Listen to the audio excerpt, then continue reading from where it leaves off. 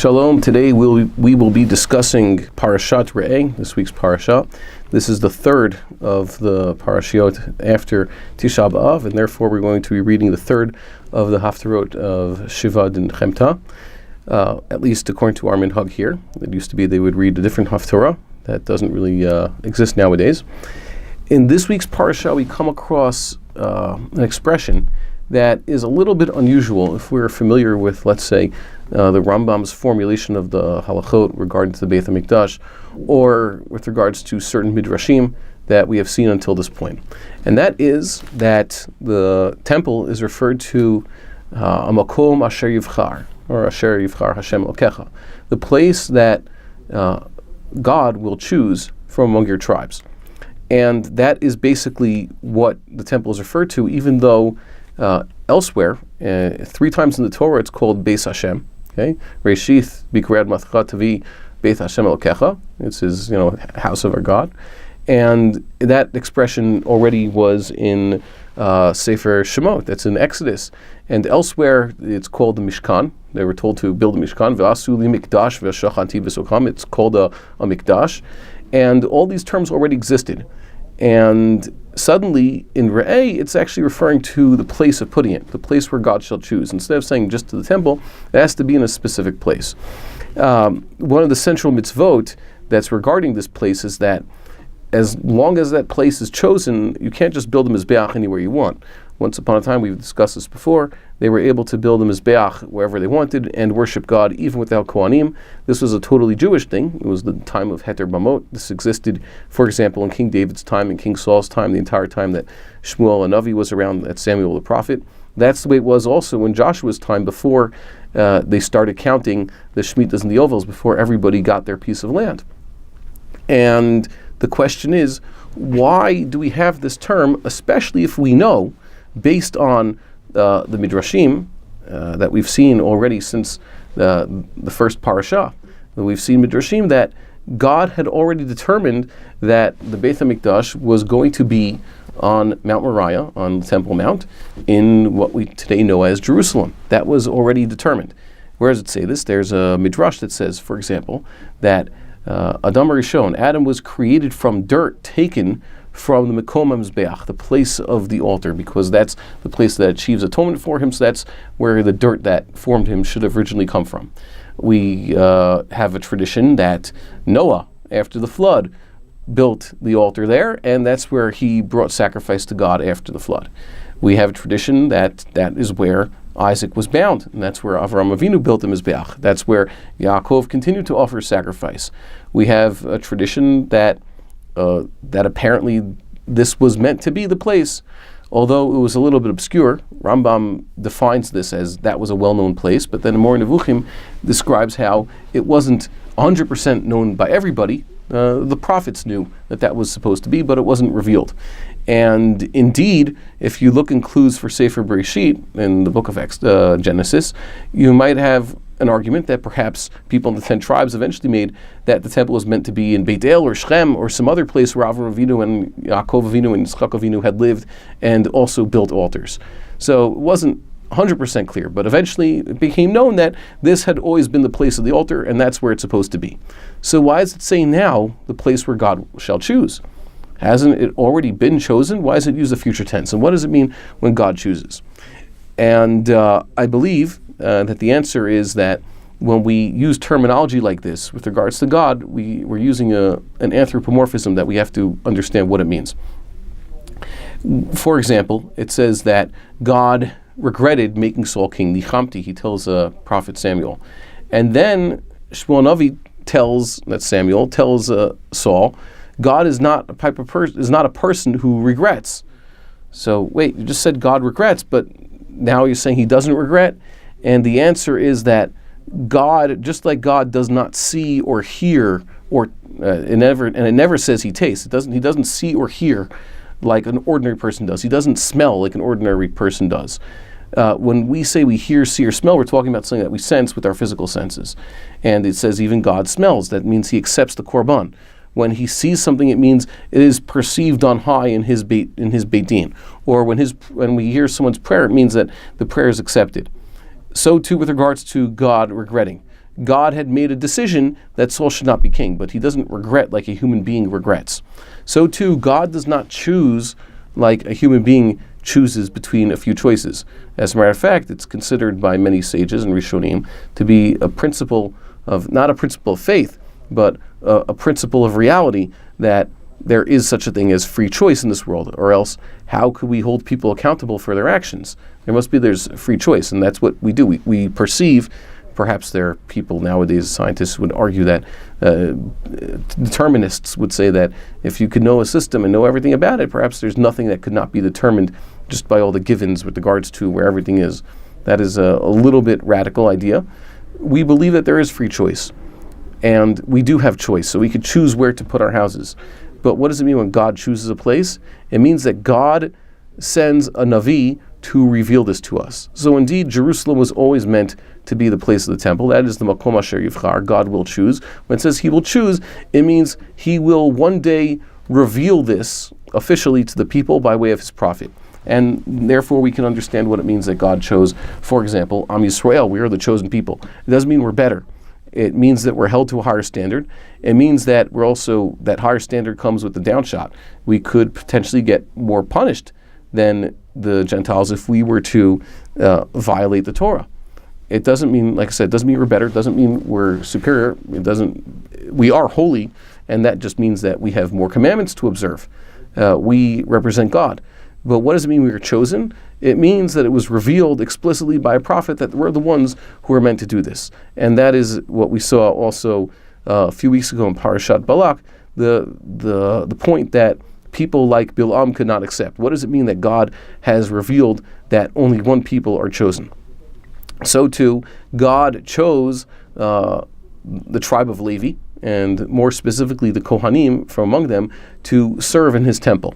It means it was officially revealed through a prophet, and it's irrevocable, that this is the way it's supposed to be. So too, God chose David and his descendants to be the rulers of the Jewish people. Once upon a time, it's not that God did not know that David would come. He was chosen from the beginning. He was set aside for this. His ancestors were already, it's alluded to already in the Torah that that's where the leadership would lie. But it was officially revealed by way of the prophet that this is who God chooses. And that's what means that there will be a place that God shall choose. It's going to be revealed eventually to the Jewish people in the future. And there are a lot of mitzvot connected to that. I'd also like to make mention of progression of the three types of temptation that Moshe Rabbeinu describes. He, in this week's parsha, there is the idea that we have to stay on the derech. And there are those who try to take us off the derech, perhaps to alien hashkafot, alien ideas that exist.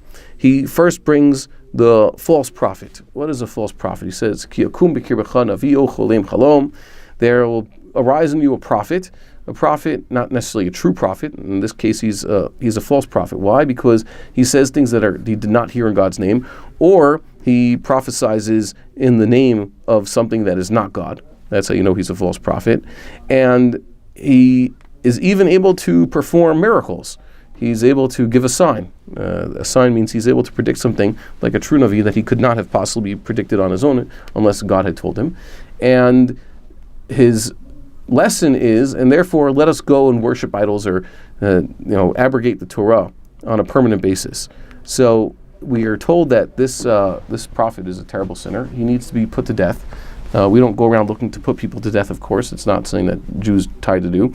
It's trying to tell us the lesson is the severity of this type of sin.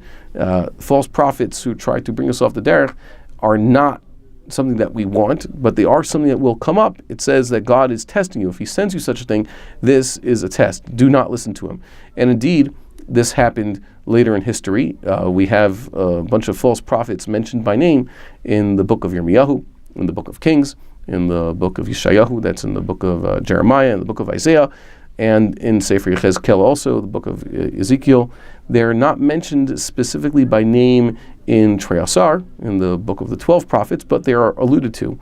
They have these false prophets, and they plagued the Jewish people for many years. Their basic goal is to, once again, get us to perform idolatry or alien worship. We should avoid those. And then he says that there's someone else. There's the missionizing brother, the Mesit. That's the one who's trying to, he's not a prophet, he doesn't come as a prophet, he tries to go for an individual. It says, Ki sitecha achicha, your brother tries to incite you against God. He could be half-brother from your mother, half-brother from your father, doesn't matter who, but he's trying to get you off the derech. He's the mesit, so he is also in this boat, and you have to watch out for him. He is one of the few that, according to the Torah, a type of potential sinner who may be entrapped. That is, one person could sort of bring witnesses, hide the witnesses where a place where this mesit it doesn't know where they are, and get the mesit to once again say over what he was trying to do. They ask him, okay, what was that idea you had us that we should go over to the house of alien worship the other day? Please explain what you're telling us, so that the mesit will once again try to missionize as he did, and it would be officially heard by these witnesses, and they could testify against him. That's a crazy thing, but it happens. And sometimes, and like he says, it could be even your brother. It doesn't have to be some prophet who you don't necessarily know. A public individual, it could be a private individual. And then he talks about the wayward city, the Ir Hanidachat. The Ir Hanidachat is a city that it's found through, after proper due process, through trial, that a majority of its inhabitants have worshipped idols. And that is a terrible state. It says that this is actually brought on. It says some men went and were able to convince the city to do so. They corrupted the entire city. So that city must be destroyed. Although it is, among other things, there are some sages who believe that this never actually happened in history. There's a concept of this, but it never actually happened. But there are some who argue, yeah, it did actually happen. And then there's halacha that Jerusalem itself cannot become one of these types of cities. So that implies that other cities it is possible. In Jerusalem it can never become one. If this was impossible, they would have just said it's impossible. No city can become an Ir Hanidachat, a wayward city. But the entire city must be destroyed. And that is a severe culmination of what could happen if enough people are corrupted, perhaps corrupted by the false prophet, perhaps corrupted by their very brothers. Either way, they're corrupted. The entire city has to be destroyed. There should be nothing left of it. There's an opinion in the Rishonim. Why is it a lulav taken from such a city? We take a lulav on Sukkot. One has to shake the lulav. Some Rishonim felt that it's because the lulav is destined to be destroyed. It needs to be burned. It counts as though it's not there. Of course, Rambam felt that it's because lulav comes from a city of sin, and you can't do an avera with the sin. Different approaches to this halacha. Be that as it may, the entire city has to be destroyed. We see the finality involved in what would happen if the temptations take us over. Then the Torah continues with various other mitzvot related, once again, to the place that God shall choose. And interestingly enough, the final mitzvot of the parasha are the 3 pilgrimages. That is, the holidays. We've read about the holidays until this point. We know about Pesach, Shavuot, Sukkot, especially in Vayikra. They come up in Parashat and more. There's specific mitzvot about those, each holiday in its place. But the 3 pilgrimages are connected specifically to the place that God shall choose, because a person himself has to go there. In Vayikra, we read about the mitzvah specific of the day, and perhaps about the public sacrificial service in Bamidbar. Also in Parshat Pinchas, we read about the Musafim for each day. That's a public sacrifice. But now we read about how every individual has to show up at the temple on the 3 pilgrimages. We've had this mitzvah before, by the way, and bring public sacrifice, but they're all connected to the fact that this is the place that God shall choose. That's how you know where it's going to be there. We also read about the commandment to stay overnight when bringing a korban. We read about the connection, how this can keep us on the derech. The place that God shall choose is, of course, the temple. But once again, it's mysterious. Why? Because there is this commandment that eventually we have to go out of our way to find it. It says, "L'shechno tidrashu vata shama." This place that God shall choose, you have to search it out. You can't sit around saying, okay, nowadays I know where it is, so the mitzvah is already done. No. It says, "L'shechno tidrashu vata shama." You have to seek it and go there. The problem with, for example, these types of temptations is they try to bring us away from finding the right place to serve God. Yes, we have our synagogues, and we have our study halls. We know how to approach God in that respect. But a few times a year, every one of us has to find a way to make our way to this place that God shall choose, because that is where He wants us to worship Him. Rabbi Soloveitchik used to say that on Shabbat, God is the guest, comes into the Jewish home. On the festivals, on the Yom Tovs, the Jewish people are guests of God.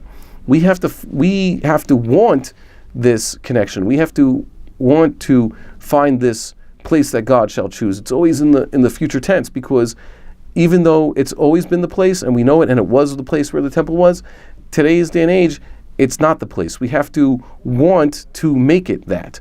And that is part of the lesson of why it's not explicit in this week's parasha. God willing, we will internalize this lesson. We'll get to that point where we could say, as a united Jewish people, we're ready for the construction of the temple. Amen.